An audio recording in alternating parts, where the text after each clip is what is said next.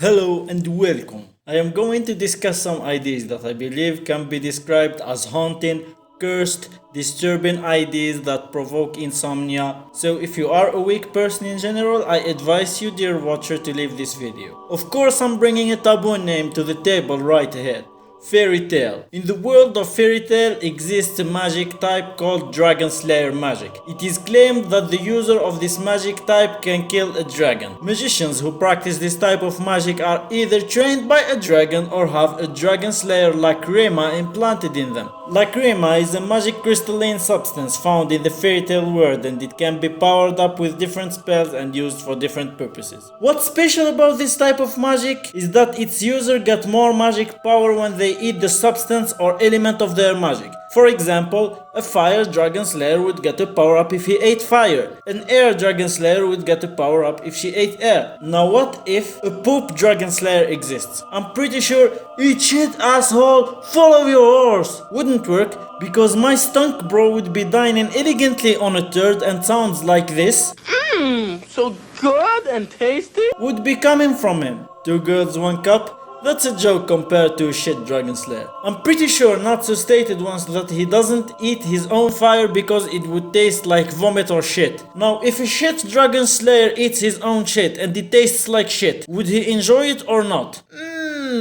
Now leaving the shit territory and jump into something actually wholesome. Since the beginning of time, man wished for one thing: stand up power! That appeals to like the male fantasy. A stand is a manifestation of someone's psyche or life energy. And if I ever met the genie of the lamp and he said, state 3 wishes dear, and I would grant them, I would unironically ask for a stand and give up the other 2. 24/7, 365, stand stays on my mind. I did it. Alright, I admit it. I had a dream once that I acquired the stand power, and you bet your ass I have drawn it as soon as I woke up in Paint 3D. Now here it is. After looking at my drawing, I think Dimple from Mob Psycho would be a closer representation of those motherfuckers, especially this cosplay.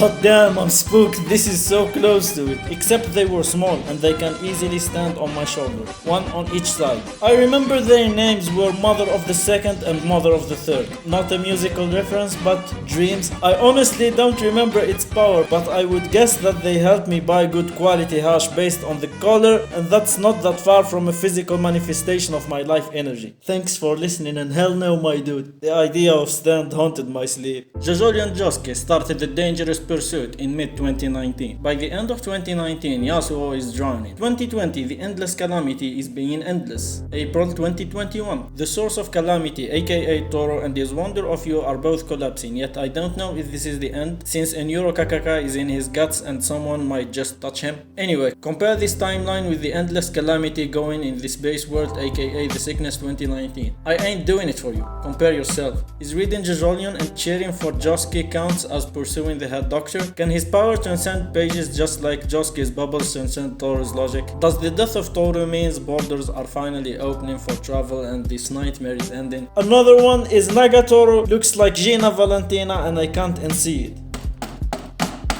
Who's there? The last chapters of Berserk are going flower and pussy, and I'm afraid, man. Guts and the gang are having some peaceful times. Cracks in the sword and wounds are healing. The Fantasia arc feels like the calm before the storm. I usually never theorize or listen to theories about Berserk, but thanks to real life Ryan, now all I can think of is how Elfheim is gonna turn into ashes. According to him, Moonlight Kid is bringing the holiday with him, and by holiday I mean a night that is long and full of terror. More terror than the long night itself. And what adds to the sweaty stress of anticipation is the hiatus. I ain't complaining about the schedule, but my brother, I can't help it. The demise of the Darkness gang haunts me. One more thing about Berserk that I think about a lot. I already read it 4 times and I revisit some chapters occasionally. My favorite arc is the Conviction, and I kid you not, I even rewatch episodes 9, 10, 11 from the 2016 adaptation when I feel woody. The thing that bothers me, I don't know what Mosgus is, and I tried googling it. I'm sure he isn't an apostle and he really believes in his book,